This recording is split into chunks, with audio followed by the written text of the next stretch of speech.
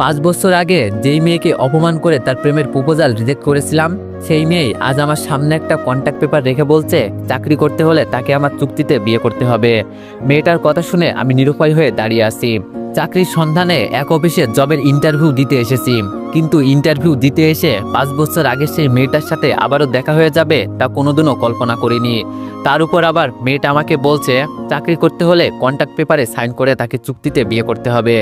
মেয়েটার কথা শুনে সারা শরীর নাড়া দিয়ে উঠেছে আমার। চোখ বড় বড় করে মেয়েটার দিকে হাবলার মতন তাকিয়ে আছি, মুখ দিয়ে কোনো কথা বেরোচ্ছে না। ওপর পাশ থেকে মেয়েটা আমাকে হাবলার মতো তার দিকে তাকিয়ে থাকতে দেখে বলল, এভাবে তাকিয়ে আছিস কেন? অবাক হয়েছিস মনে হয় আমাকে এখানে দেখতে পেয়ে? অবশ্য অবাক হওয়ারই কথা, কারণ গত 5 বছর আগে আমি কি ছিলাম আর এখন কি হয়েছি সেটা দেখে অবাক না হয়ে তো আর কোনো উপায় নেই। তবে যাই হোক, তুই কি আমাকে চিনতে পেরেছিস মিস্টার আকাশ মাহমুদ? আমি কিন্তু সেই তনু যাকে তুই গত 5 বছর আগে অপমান করে তার প্রেমের প্রপোজাল রিজেক্ট করেছিলি। মনে পড়ে কিনা দেখ তো আমার কথা। আমি বললাম জি মনে আছে। তনু বললাম মনে থাকলে তো ভালোই। জানিস বহুদিন ধরে প্রত্যাশা করে বসে আছি তোর সাথে আমার কবে দেখা হবে, আর আমি তোর উপরে প্রতিশোধ নিব 17 সালের এপ্রিল মাসের 7 তারিখের করা অপমানের। আমি সেই দিনের কথা আজও ভুলিনি। ডায়েরিতে ডেটটা একদম টুকে রেখেছিলাম ভালোভাবে, আর সেই দিনটা এসেছে। অবশ্য আমি ভেবেছিলাম তোর সাথে পরবর্তীতে আমার দেখা হলেও তোকে অপমান করা সেভাবে সুযোগ পাবো না, কিন্তু আজ দেখছি তুই পুরো ভিখারির ন্যায় আমার সামনে এসে চাকরির জন্য হাজির হয়েছিস। মিস্টার আকাশ মাহমুদ, দেখলি তো সময়ের পরিবর্তন। গত 5 বছর আগে আমার কিছুই ছিল না। বিজনেসের সমস্ত টাকা মার খাওয়ার ফলে বাবা স্ট্রোক করে মারা গিয়েছিলেন। তখন আমার আর আমার পরিবারের মাথার উপরে কোনো ছাদ ছিল না। বাবার বিজনেসের এতটাই লোকসান হয়েছিল যে বাবার সমস্ত টাকা ডুবে যাওয়ার পাশাপাশি এক গাদা ঋণে ডুবে পড়েছিলাম আমরা, যেই কারণে আমাদের বাড়িটাও সেই সময় আমাদের থেকে কেড়ে নেওয়া হয়েছিল। তখন আমাদের আশ্রয়ের খুব প্রয়োজন ছিল। তার উপরে তোকে আমি বহু আগে থেকেই ভালোবাসতাম। আমার বাবার সাথে তোর বাবার বেশ ভালো একটা সম্পর্ক ছিল, কারণ দুজনে একসাথে বিজনেস করতো। কিন্তু আমার বাবা মারা যাওয়ার পর তোরা আমাদের দিকে সাহায্যের হাত তো বাড়াসিনি, তার উপর আমি তোর বুকে মাথা রেখে ঠাই খুঁজার প্রত্যাশা করাই তুই আমাকে একগাদা অপমান করে আমার প্রেমের প্রপোজাল রিজেক্ট করেছিলি। জানিস আমার ভিতরে সেই দিন এই আগুন জ্বলে উঠেছিল। আমি সেই দিন থেকেই প্রতিজ্ঞা করেছি নিজের বাবার যেটুকু ধন সম্পদ আমার নামে ছিল আমি তার থেকেও দ্বিগুণ টাকা আমার নিজের নামে কামাবো, আর সেই সঙ্গে তোর থেকে অপমানের প্রতিশোধ নিব। এরপর আমরা তোদের সেই শহরটা ছেড়ে অন্য শহরে চলে যাই। অন্য শহরে যাওয়ার পর আমার মায়ের কিছু জমি জমা ছিল, সেই সব মা বিক্রি করে আমায় অল্প সংখ্যক টাকা দেয় ছোটখাটো বিজনেস করার জন্য। মায়ের দেওয়া সেই অল্প সংখ্যক টাকা থেকে আমি নিজের এত বড় একটা অবস্থান তৈরি করেছি। আজ দেখ আমার সেই দুঃসময় তোর দেখা দিয়েছে, তাই তুই চাকরির জন্য আমার অফিসে ইন্টারভিউ দিতে এসেছিস। শোন, তোর চাকরিটা যদি তুই কনফার্ম করতে চাস তাহলে অবশ্যই তোকে কন্ট্রাক্টে সাইন করতে হবে। আমি বললাম তনু প্লিজ এমনটা করিও না, আমার চাকরিটা খুব প্রয়োজন। আকাশের কথা শুনে তনু চিৎকার দিয়ে বলে উঠল, থাপড়ে তোর গালের সমস্ত দাঁত ফেলে দিব। তুই আমার নাম ধরে ডাকছিস কোন সাহসে? ম্যাডাম বলে ডাক। ওয়ানেক্স হচ্ছে সবচেয়ে বিশ্বস্ত বুকমেকার, যা পিএইচডি এবং সিরিয়া অ্যাপের অফিসিয়াল পার্টনার। এই অ্যাপসে আপনি cricket, football, tennis live match দেখতে এবং তাদের স্কোর ভবিষ্যৎবাণী করে সহজেই অর্থ উপার্জন করতে পারবেন। সেই সাথে বিএমডব্লিউ গাড়ি, আইফোন, ল্যাপটপ এবং আরও অনেক নগদ পুরস্কার জেতারও সুযোগ রয়েছে। এই অ্যাপটিতে আপনি crush crystal, under and over 21 ইত্যাদি গেম খেলে সহজেই আয় করতে পারবেন। আপনি বিকাশ, নগদ, রকেট ব্যাংক, ক্রিপ্টো, পেপল এবং অন্যান্য সহজ পদ্ধতির মাধ্যমে সহজেই আপনার জেতা টাকা তুলতে পারবেন। এখানে আপনি 24 ঘন্টায় 7 দিন গ্রাহক সহায়তা পাবেন। তাই এখনই পিন কমেন্টের লিঙ্ক ব্যবহার করে রেজিস্ট্রেশন করুন, অথবা গুগলে ওয়ানেক্স সার্চ লিখে রেজিস্ট্রেশন করুন। আর হ্যাঁ, রেজিস্ট্রেশনের সময় আমার প্রোমো কোড VODO7 ব্যবহার করে প্রথমবার ডিপোজিটে 20,000 টাকা পর্যন্ত পান। আমি বললাম ম্যাডাম প্লিজ আমায় চাকরিটা দিন, আমার চাকরিটা খুব প্রয়োজন। তনু বলল, হ্যাঁ এবার ঠিক আছে। আর মিস্টার আকাশ, তোকে কি আমি বলেছি যে চাকরিটা দিব না? তোকে তো আমি চাকরি দিতেই চাইছি, কিন্তু তার জন্য তোকে তো সত্য মানতে হবে।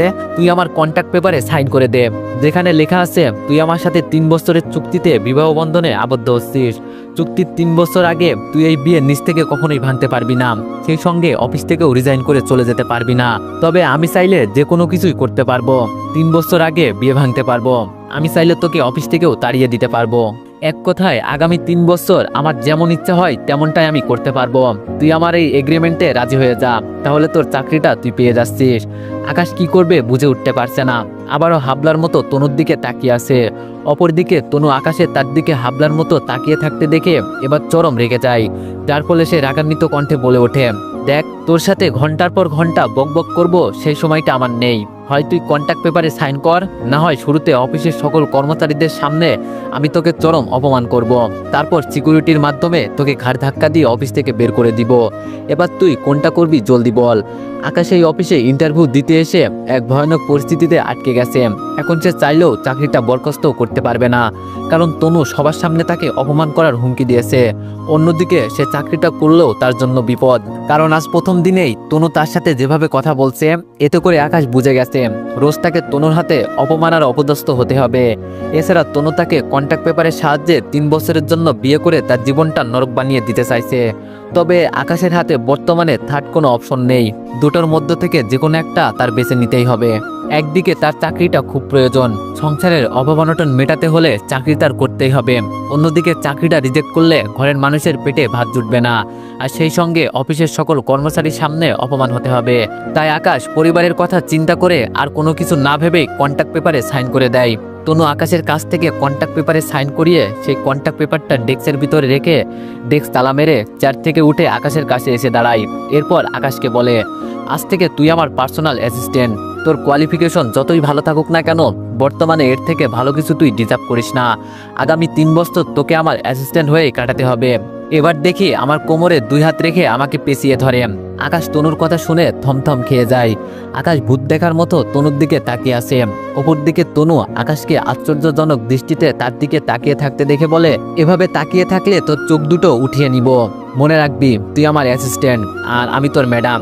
আমি যখন জানতে পেরেছি তুই আমার অফিসের ইন্টারভিউ দিতে আসবি, তখনই উকিলের মাধ্যমে কন্ট্যাক্ট পেপারটা বানিয়ে রেখেছি, যাতে করে তোকে একদম আটকে ফেলতে পারি।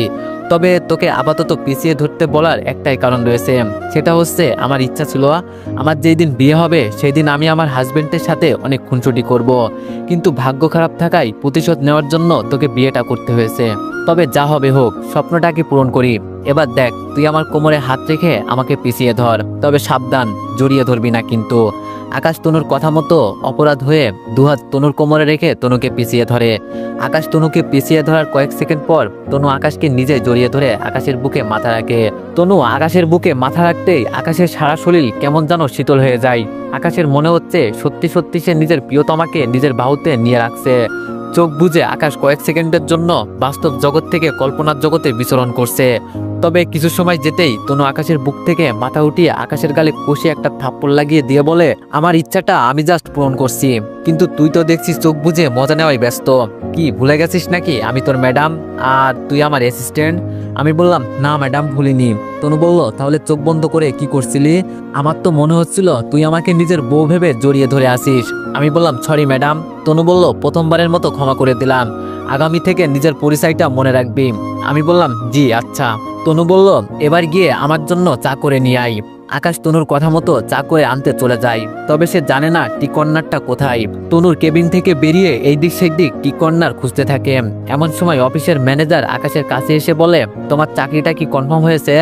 আমি বললাম, জি হয়েছে। ম্যানেজার বলল, কোন পোস্টে চাকরি দিয়েছে ম্যাডাম তোমায়? আমি বললাম, ম্যাডামের পার্সোনাল অ্যাসিস্ট্যান্ট হিসাবে। ম্যানেজার বলল, ও আচ্ছা, তবে তুমি এখন কি খুঁজাখুঁজি করছো? বেশ কিছু সময় ধরে দেখছি তুমি এই দিক সেই দিক কি যেন খুঁজে বেড়াচ্ছ। আমি বললাম, আসলে ম্যাডাম আমায় ওনার জন্য চা করে নিয়ে যেতে বলেছে, কিন্তু আমি জানি না টি কর্নার কোথায়, তাই সেটা খুঁজছিলাম। ম্যানেজার বলল, ঠিক আছে, তুমি আমার সাথে চলো, আমি তোমায় দেখিয়ে দিচ্ছি। আমি বললাম, জি আচ্ছা। অফিসের ম্যানেজার আকাশকে নিয়ে গিয়ে টি কর্নার দেখিয়ে দিয়ে চলে আসে। আকাশ চা বানিয়ে তনুর জন্য নিয়ে আসছে। আকাশ প্রচন্ড নার্ভাস চা কেমন হয়েছে সেটা নিয়ে। অবশ্য আকাশ সবকিছু পরিমাণ অনুযায়ী দিয়েছে, তবে তনুর কাছে চাটা কেমন লাগবে সেটাই বড় বিষয়। আকাশ তনুকে চা করে দেওয়ার পর তনু চাটা মুখে দিতেই তনুর মেজাজ খারাপ হয়ে যায়, যার ফলে গরম চা ভর্তি কাপটা কোনো কিছু না ভেবেই তনু আকাশের শরীরের উপরে ছুঁড়ে মেরে বলে, এই অকর্মার ঢেকি, এটা কি চা বানিয়ে এনেছিস? চায়ের মধ্যে এত চিনি কেন? আমি যে চিনি একেবারেই কম খাই সেটা কি তুই জানিস না? আমি বললাম, সরি ম্যাডাম, আমি আসলে জানতাম না। তনু বলল, যা চায়ের ভাঙা কাপটা উঠিয়ে নিয়ে আবার গিয়ে আমার জন্য আরেক কাপ চা করে নিয়ে আয়। আকাশ তনুর কথা মতো চুপচাপ মাথা নুইয়ে চায়ের ভাঙা কাপটা ফ্লোর থেকে উঠিয়ে আরেক কাপ চা করার উদ্দেশ্যে কেবিন থেকে বেরিয়ে টি কর্নারে চলে যায়। টি কর্নারে এসে আকাশ আবারও চুলোয় চা বসায়। চুলোয় চা হচ্ছে আর উপর দিকে আকাশের চোখ দিয়ে টুপটুপ করে পানি পড়ছে, কারণ একটু আগে ছুঁড়ে মারা তনুর গরম চাগুলোর কারণে আকাশের শরীরে প্রচন্ড জ্বালাতন শুরু করেছে। তবে আকাশ সেটাকে বেশি একটা গুরুত্ব দেয় না, কারণ সে এখন নিজেকে নিয়ে ভাবতে গিয়ে চা বানাতে কোনো গরমিল করলে আবারও তাকে সাজা পেতে হবে। এবার আকাশ তনুর জন্য ঠিকঠাক চা বানিয়ে নিয়ে যায়, যার কারণে তনু আর কোনো রিয়েক্ট করে না। তবে তনু চা নিয়ে আকাশকে কিছু না বললেও তবে আগের বারের চায়ে চিনি বেশি দেওয়ার কারণে আকাশকে বলে, এই যে শোন, তুই আমার অ্যাসিস্ট্যান্ট হলেও আমি জানি তুই যোগ্যতা সম্পন্ন একটা ছেলে, তাই তোকে এখন কিছু কাজ দিব, সেই সব তোর সম্পূর্ণ করতে হবে। অবশ্য ফাইলগুলো যদিও আমার সম্পূর্ণ করার কথা, কিন্তু প্রথমবার চায়ে বেশি চিনি দেওয়া শাস্তি এটা তোর। এই যে আমার ডেস্কের উপরে 3টা ফাইল রয়েছে, ফাইলগুলো ফার্স্ট টু লাস্ট শেষ করে বুঝিয়ে দিয়ে তারপর বাসায় যাবি। যা, এবার গিয়ে ওই কোনায় ফ্লোরের উপরে বসে কাজ শুরু কর। আমি আগামীকাল ম্যানেজারকে বলে দরজার বাইরে তোর জন্য চেয়ার আর একটা ডেস্কের ব্যবস্থা করে দিব। আকাশ চুপচাপ তনুর কথা মতন তনুর ডেস্কের উপর থেকে 3টা ফাইল নিয়ে তনুর কেবিনের এক কোনায় বসে ফাইলগুলো রেডি করতে শুরু করে। তনু আকাশকে ফ্লোরের উপরে বসে কাজ করতে বলায় আকাশের বেশ অপমান লাগে, কিন্তু আকাশ তনুকে সেটা নিয়ে কিছুই বলে না, কারণ সে পরিস্থিতির শিকার। চাকরিটা তার জন্য খুব জরুরি। পারিবারিক অবস্থা আকাশের একদম ভালো না। সে এখন যদি তনুর কথা না শোনে তাহলে সেটা তার জন্য সম্মানজনক হবে না। তাই সে মুখ বুজে ফ্লোরের উপর বসেই কাজ করতে আরম্ভ করে। কাজ করতে করতে দুপুর 3টা পেরিয়ে গেছে। দুপুর 2টার দিকে অফিসের লাঞ্চ টাইম। অনেকেই অফিসের বাইরের ক্যান্টিনে খেতে গিয়েছে, আবার অনেকেই বাসা থেকে দুপুরে নিয়ে আসা খাবারগুলো অফিসেই বসে খেয়েছে। তবে আকাশ কিছুই খায়নি। সে না খেয়ে সবগুলো ফাইল রেডি করে 3:30টার দিকে তনুর কাছে দেয়। ফাইলগুলো রেডি করে আকাশ তনুকে দেওয়ার পর তনু এবার 10 মিনিটের জন্য আকাশকে ছুটি দেয় বাইরে থেকে খেয়ে আসার জন্য। আকাশ কেবিন থেকে বেরিয়ে ক্যান্টিনের দিকে চলে যায় খাওয়ার জন্য। ক্যান্টিনে গিয়ে হালকা কিছু খাবার খেয়ে 10 মিনিটের আগেই সে ফিরে আসে। ফিরে আসার পর তনুর কেবিনে ঢুকতেই দেখে তনু ফোনের মধ্যে কার সাথে যেন প্রেমের কীর্তন গাইছে। আকাশ পুরো হতভম্ব হয়ে গেছে তনুর ফোন আলাপ শুনে, কারণ আজ সকালে কন্ট্যাক্ট পেপারের মাধ্যমে তনু তাকে বিয়ে করেছে। আবার অন্যদিকে এখন তনু কেবিনে বসে ফোনে অন্য কোনো ছেলের সাথে প্রেমালাপ করছে। আকাশের সমস্ত কিছু কেমন জানি গুলিয়ে যাচ্ছে, কারণ আকাশ নিজ ইচ্ছায় তনুর জীবনে কদম ফেলেনি। তনু নিজেই এক প্রকার ব্ল্যাকমেল করে কন্ট্যাক্ট পেপারের সাহায্যে আকাশকে বিয়ে করেছে। এখন আবার সেই মেয়ে নিজেই ফোনে অন্য কোনো ছেলের সাথে রং তামাশা করছে। আকাশ তনুর মতগতি কোনো কিছুই বুঝে উঠতে পারছে না। কি দরকার ছিল তনুর এমনটা করার? সে তো চাইলেই ফোনে যার সাথে প্রেমালাপ করছে তাকেই বিয়ে করতে পারতো, কিন্তু তনু সেটা না করে অযথা ব্ল্যাকমেল করে আকাশকে কেন বিয়ে করলো? তনু আসলে কি করতে চাইছে? আকাশ তনুর দিকে তাকিয়ে সেই প্রশ্নের উত্তর খোঁজায় মগ্ন হয়ে পড়ে। ওপর দিকে তনু প্রচণ্ড রেগে যায়। আকাশ বিনা অনুমতিতে কেবিনে প্রবেশ করায়।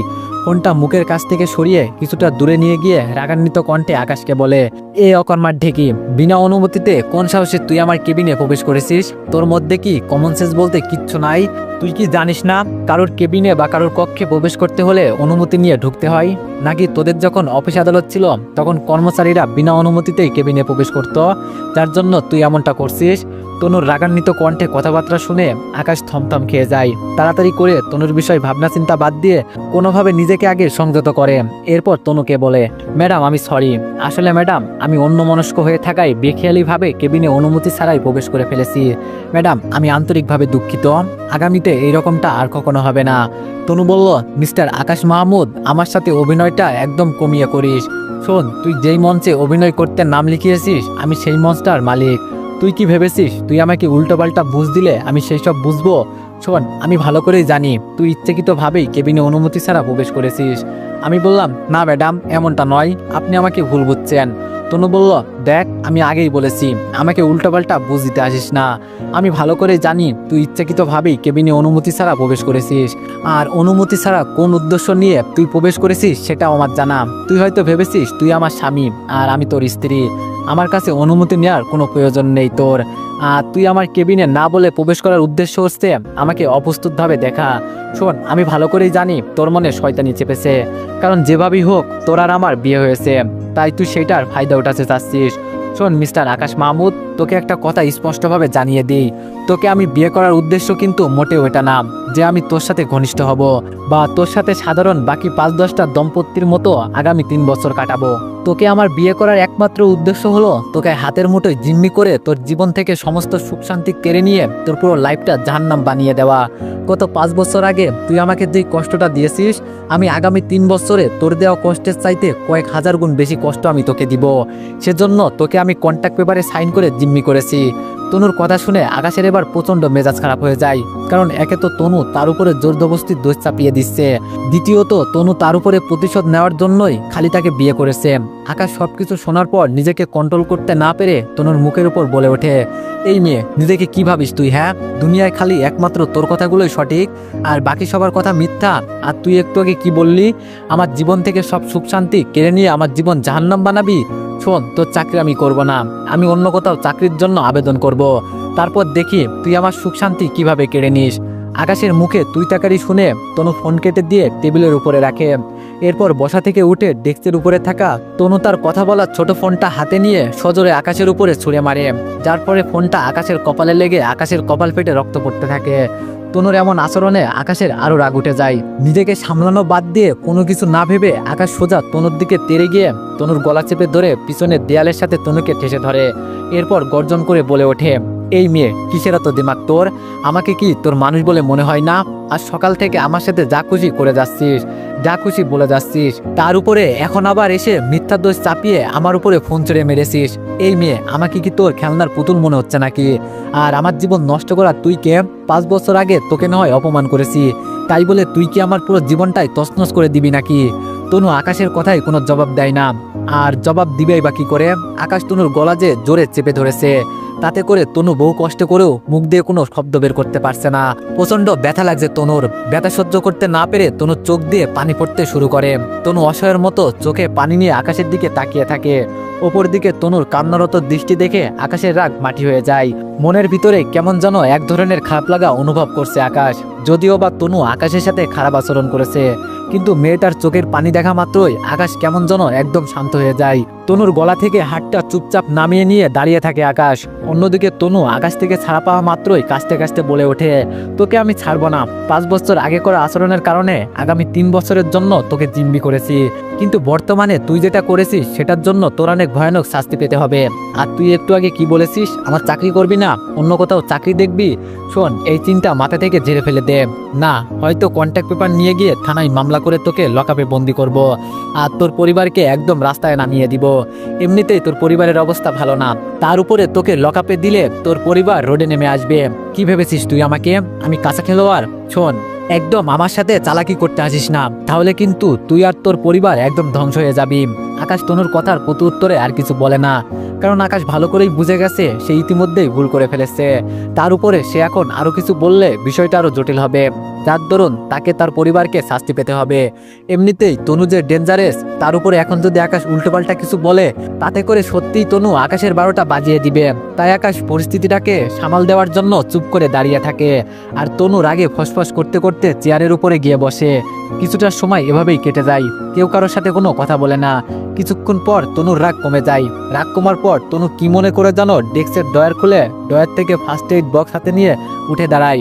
এরপর আকাশকে বলে, চুপ করে আমার চেয়ারটাই বস। আকাশ তনুর আচরণ দেখে পুরো তাজ্জব হয়ে যায়। আকাশের মাথা কাজ করছে না, এটা কি সত্যি সেই তনু যে একটু আগে আকাশের জীবন ধ্বংস করে দেওয়ার কথা বলছিল? আকাশ এক নজরে আশ্চর্যজনক দৃষ্টিতে হা করে তনুর দিকে তাকিয়ে থাকে। ওপর দিকে তনু আকাশকে তার দিকে হা করে তাকিয়ে থাকতে দেখে আবারও বলে ওঠে, এই অকর্মার ঢেকি, তোকে আমার চেয়ারটাই বসতে বলেছি, আমার কথাটা কি তোর কানে যায়নি? তনুর কথায় আকাশের হুঁশ ফিরে আসে। আকাশ তাড়াতাড়ি তনুর কথা অনুযায়ী চুপ করে তনুর চেয়ারটায় গিয়ে বসে।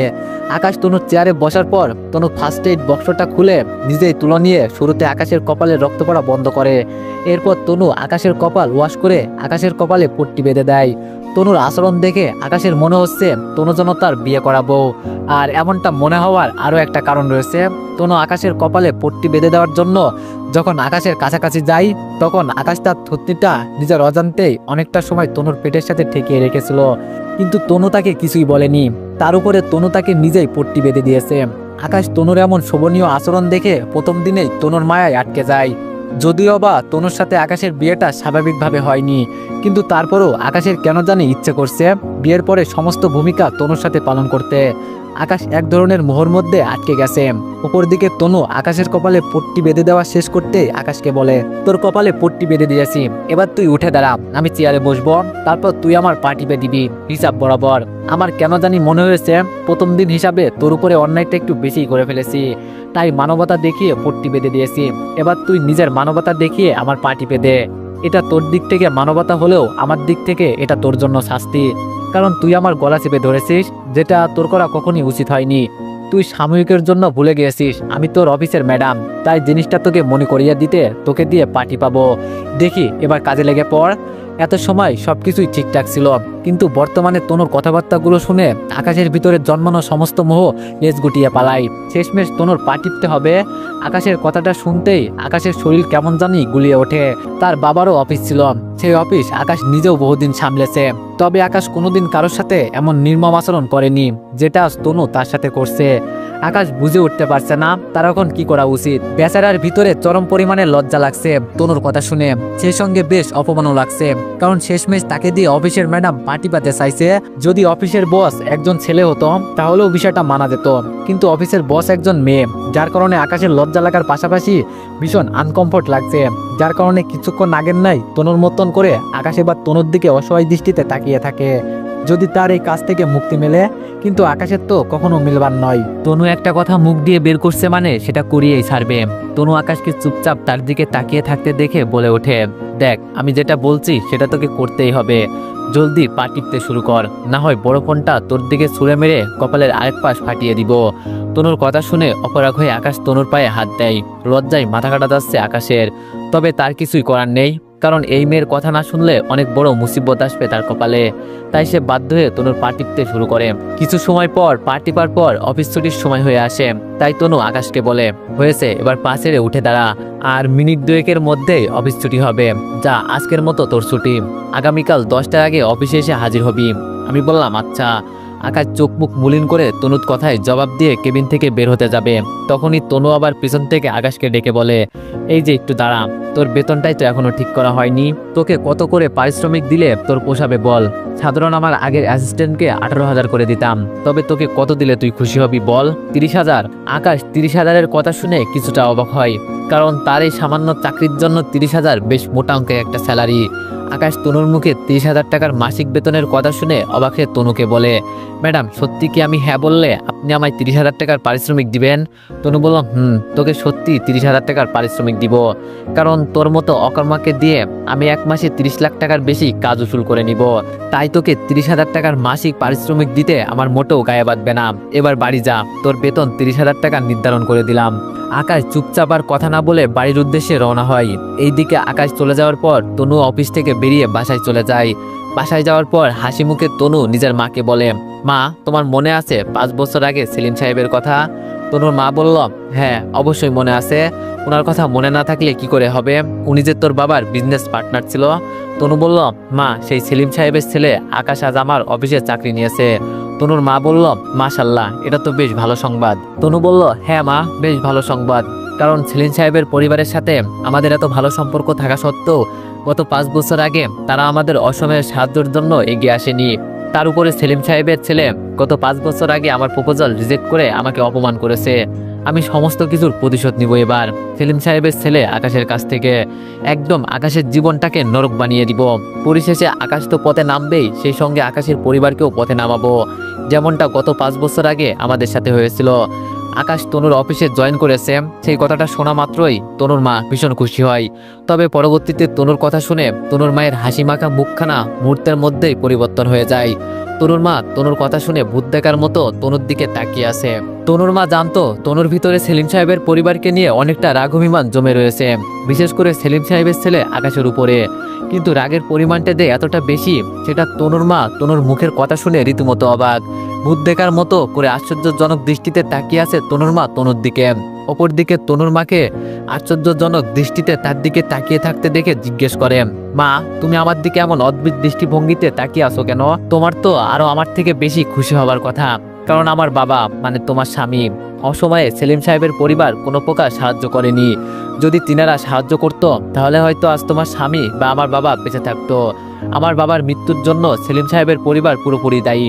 একসাথে এত বছর সেলিম সাহেব আমার বাবার সাথে বিজনেস করেছে, কিন্তু যখন আমার বাবার দুঃসময় এসেছে তখন সেলিম সাহেব কেটে পড়েছে। এছাড়া মা গত 5 বছর আগে বাবা মারা যাওয়ার 2 সপ্তাহ পর যখন আমরা শহর ছেড়ে চলে যাব, তার 2 দিন আগে আমি নির্লজ্জের মতো সেলিম সাহেবের ছেলে আকাশকে নিজের মনের কথা বলেছিলাম। তখন সে আমায় থাপ্পড় মারার পাশাপাশি আমার বান্ধবীদের সামনে অপমান করে বলেছিল আমি তার যোগ্য নই। আমার মতো অসংখ্য মেয়ে নাকি দৈনিক তার পিছনে ঘোরে। আমার কোনো স্ট্যাটাস নেই। আমার বাবার টাকা পয়সা ডুবে যাওয়ায় আমি নাকি তাদের অর্থ সম্পদের লোভে তার সাথে সম্পর্কে জড়াতে চাচ্ছি। মা জানো, সেই দিন আকাশ আমাকে আমার বান্ধবীদের সামনে থাপ্পড় মারায় যতটা কষ্ট পাইনি তার থেকে দ্বিগুণ কষ্ট পেয়েছি তার কথাবার্তা শুনে। আমি সেই দিন অপমানে মাথা মাটির দিকে নুয়ে রেখেছিলাম আর সেই সঙ্গে প্রতিজ্ঞা করেছিলাম আমার বাবার চাইতেও দ্বিগুণ নামডাক আর অর্থ সম্পদ আমি কামাবো। সেই দিন সে আমার ভিতরে আগুন জ্বালিয়ে দিয়েছিল। তার সাথে সাথে পরিশেষে সে আমায় আরও একটা কথা বলেছিল, আমি যদি কখনো তার লেভেলে যেতে পারি তাহলে সেই দিন গিয়ে তার সামনে দাঁড়িয়ে ভালোবাসার কথা বলতে, তখন সে আমাকে মেনে নিবে।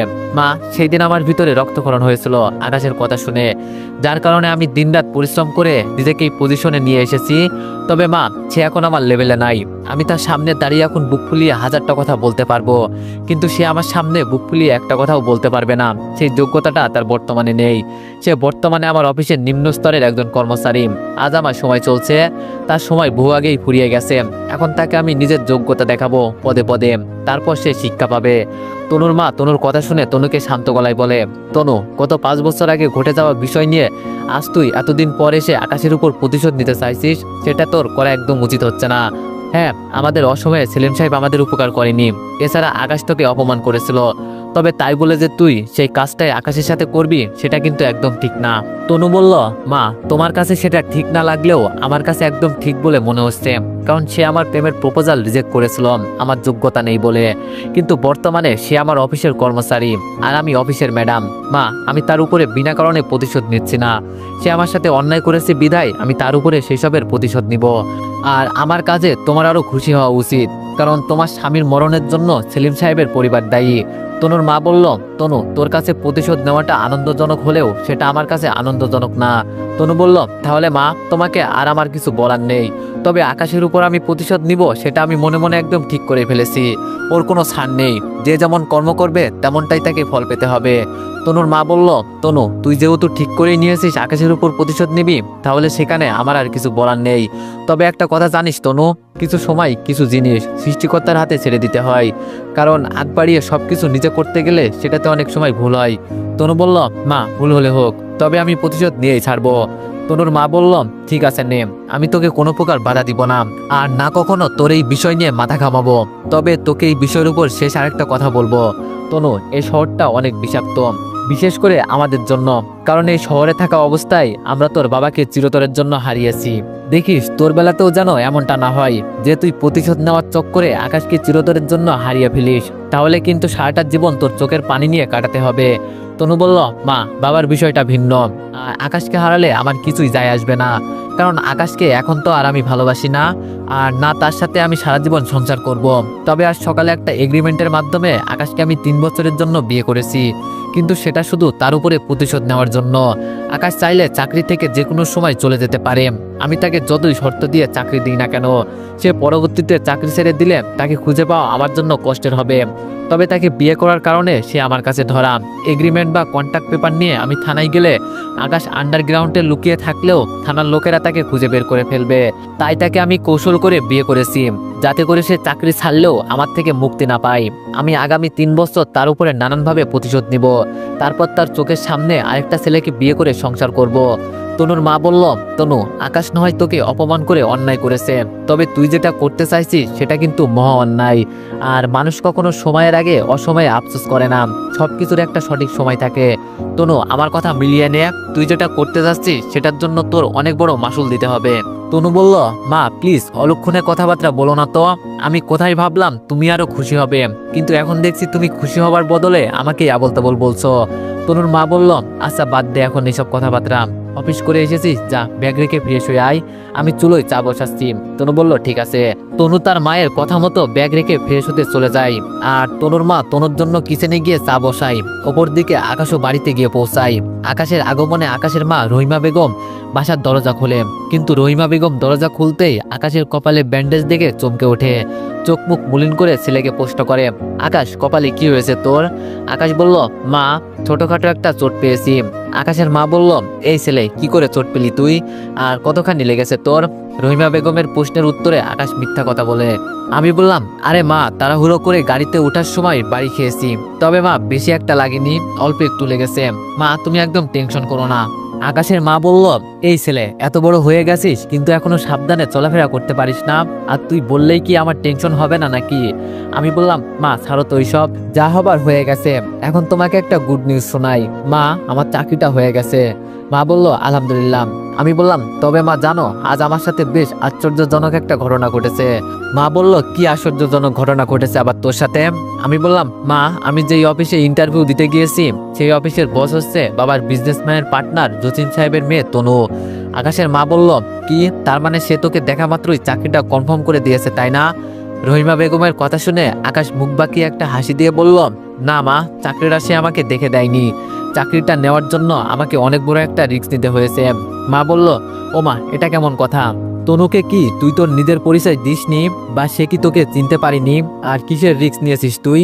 আমি বললাম, মা তনুকে আমার পরিচয় দেওয়ার দরকার পড়েনি, আমার চেহারাটা তার একদম মনের মধ্যে গাঁথা, আর রিস্ক বলতে তনু আমাকে দিয়ে একটা কন্ট্যাক্ট পেপারে সাইন করিয়েছে। আকাশের মা বলল, কিসের কন্ট্যাক্ট পেপার, আর কি কারণে তনু এমনটা করলো? তারপর আমি মাকে অফিসের সব ঘটনা খুলে বললাম। মা বলল, আকাশ কি বলছিস এই সব, আমার তো মাথায় কিছুই কাজ করছে না। আকাশ, তোর একদম উচিত হয়নি এত কিছু করে চাকরিটা নেওয়া, দরকার হয় আরো কিছুদিন কষ্ট করতাম তোর অন্য কোথাও চাকরি হওয়া পর্যন্ত। এছাড়া তুই তো বুঝতেই পেরেছিস তনু তোর উপর প্রতিশোধ নিতে চাইছে, তাহলে কেন তুই ওর পাতা ফাঁদে পা দিলি? আমি বললাম, মা তনুর কোম্পানিটা শহরের নাম করা একটা কোম্পানি, এছাড়া সংসারের অবনটন দিন দিন বেড়েই চলেছে, তাই চাকরিটা হাতছাড়া করিনি। আর তাছাড়া আরেকটা কারণ আছে চাকরি নেওয়ার, সেটা তো তুমি জানোই। আকাশের মা বলল, হ্যাঁ জানি, কিন্তু বাবা তোর যদি কোনো বড় ধরনের ক্ষতি করে দেয় তনু? আমি বললাম, আহ মা তুমি টেনশন করো না তো, দেখবে সময়ের সাথে সাথে সব ঠিক হয়ে যাবে। আকাশের মা বলল, তাই যেন হয়। আকাশ বলল, আচ্ছা মা, এখন খাবার রেডি করো, আমি ফ্রেশ হয়ে খাবার খেতে আসছি, কাজের চাপে আজ দুপুরে সেভাবে খাওয়া হয়নি, বেশ খিদে লেগেছে। আকাশের মা বলল, আচ্ছা ঠিক আছে, ফ্রেশ হয়ে আয়, আমি টেবিলে খাবার লাগাচ্ছি। তো এভরিওয়ান, নেক্সট পার্টের জন্য সবাই একটু বেশি বেশি কমেন্ট করে দিও। ধন্যবাদ।